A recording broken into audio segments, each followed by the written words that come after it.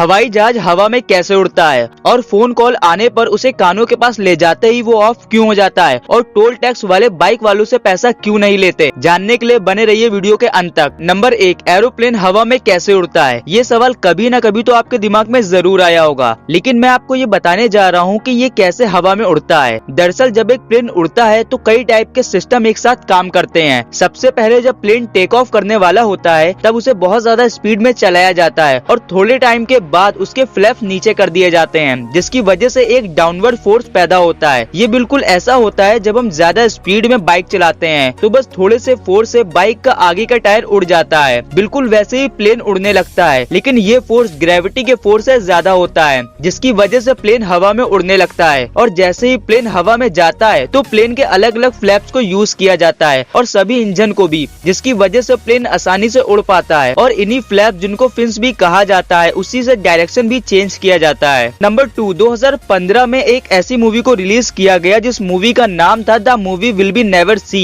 और ये नाम इसलिए क्योंकि कोई भी इस मूवी को कभी भी नहीं देख पाएगा, और इसके पीछे का कारण ये है कि इस मूवी की पब्लिक रिलीज डेट आज से करीबन 100 साल आगे 21,015 में तय की गई है और इस मूवी को कोई चुरा के लीक ना कर दे, इसके लिए इसके प्रोड्यूसर ने इसे एक सेफ में बंद करके सुरक्षित रख दिया है। नंबर 3, हाल ही में ताइवान की एक कंपनी ने कुछ खास तरह की क्रॉकरीज को डिजाइन किया है जिसे आप खा भी सकते हो। दरअसल उन्होंने ये कदम दुनिया से प्लास्टिक को खत्म करने और पर्यावरण को सुरक्षित रखने के लिए उठाया है, जिसकी वजह से खाने को सर्व करने वाली प्लेट से लेकर कप्स को भी गेहूं से बनाया जाता है, जिसे आप अपने खाने के बाद खा भी सकते हो। और यदि आप उसे फेंक भी देते हो तो भी वे पोल्यूशन नहीं करेगा, बल्कि कोई भी जीव उसे आसानी से खा सकता है। नंबर 4, दोस्तों हर चीज एक्सपायरी होती है, चाहे वो जितनी भी महंगी क्यों ना हो, और एक्सपायरी होने पर उस चीज के काम करने की कैपेसिटी पूरी तरह से खत्म हो जाती है। लेकिन क्या बाजार में मिलने वाला पॉइजन एक्सपायर हो जाए तो क्या वो फिर भी जानलेवा होगा? तो आपकी जानकारी के लिए बता दूं कि हर एक पॉइजन की एक्सपायरी डेट होती है, और जब कोई पॉइजन एक्सपायर हो जाता है तो ऐसा नहीं कि वो अपना काम करना बंद कर देता है, बल्कि वो तो एक्सपायर हो जाने की वजह से और भी ज्यादा खतरनाक हो जाता है और उसका जहरीलापन और भी ज्यादा बढ़ जाता है। मतलब अब ये इसे पीने वाले को और भी ज्यादा दर्दनाक मौत देगा। नंबर 5, दोस्तों बचपन में हमने देखा है कि जब सपेरा अपनी बीन बजाता है तो सांप उस बीन से सम्मोहित हो जाता है। लेकिन सांप उस बीन से सम्मोहित होते तो जरूर है, लेकिन उसके पीछे का कारण उसमें से निकलने वाली वो आवाज नहीं, बल्कि सपेरे द्वारा उस बीन को बजाते समय उसे इधर उधर हिलाना है। दरअसल सांप के पास कान नहीं होते हैं, जिससे कि वो किसी भी तरह की आवाज को सुन नहीं सकता, लेकिन उसके अंदर वाइब्रेशन को अनुभव करने का कमाल का हुनर होता है, जिसके द्वारा वो सपेरे से सम्मोहित हो जाता है।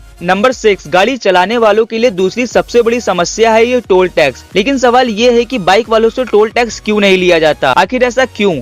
इन बाइक वालों को देश के किसी भी टोल पर टैक्स क्यों नहीं भरना पड़ता? आप सभी ये तो जानते होंगे कि टोल टैक्स की कलेक्शन इन सभी हाईवे के कंस्ट्रक्शन पर लगे खर्च और उसके फ्यूचर पर किए जाने वाले खर्च के लिए की जाती है। ऐसे में व्हीकल जितना बड़ा और हैवी होगा वो सड़क को उतना ही डैमेज करेगा। इसी वजह से बैरियर पर लगने वाला टोल व्हीकल के वजन के हिसाब से निर्धारित किया जाता है, और वहीं बात की जाए बाइक की तो वो रोड को ना के बराबर ही डैमेज करती है और साथ ही ये बहुत कम जगह घेरती है। बस इसी वजह से बाइक चालकों को टोल टैक्स नहीं देना पड़ता। नंबर 7, दोस्तों आज के वक्त में सेलफोन हर किसी की जरूरत बन चुका है, जिसे हर कोई इस्तेमाल करता है। और आपने मेरी ही तरह सेलफोन की सेल्फी कैमरा के पास इन डॉट्स को तो नोटिस किया होगा, लेकिन ये किस लिए बने होते हैं? वैसे इन डॉट्स का हमारे फोन में बहुत कमाल का काम होता है, जिन्हें जानकर आप पूरी तरह से हैरान हो जाओगे। असल में ये डॉट्स प्रॉक्सिमिटी सेंसर होते हैं जो कि लाइट को डिम करने का काम करते हैं, जिसका सबसे ज्यादा यूज फोन कॉल के वक्त किया जाता है। आपने देखा होगा जब आपके पास किसी का कॉल आया है और जब आप उसे रिसीव करके अपने कानों के पास ले जाते हैं तो अचानक से ही आपकी स्क्रीन अपने आप ही ऑफ हो जाती है, और जब कानों से वापस हटाते हैं तो फिर से स्क्रीन ऑन हो जाती है। नंबर 8, एक ऐसा वक्त था जब लोगों को एक पानी के गिलास के लिए 7,000 रुपए पे करने पड़ते थे। साल 1842 में सबसे पहला गोल्ड रश शुरू हुआ। मतलब एक ऐसी जगह मिली थी जहाँ बहुत सारा सोना था, जिसके बाद सब लोग वहीं सोना खोजने लगे। इस बीच लोगों ने बाकी सभी चीजों को इतना ज्यादा इग्नोर किया कि उन्हें एक गिलास पानी के लिए 7,000 रुपए पे करने पड़ रहे थे।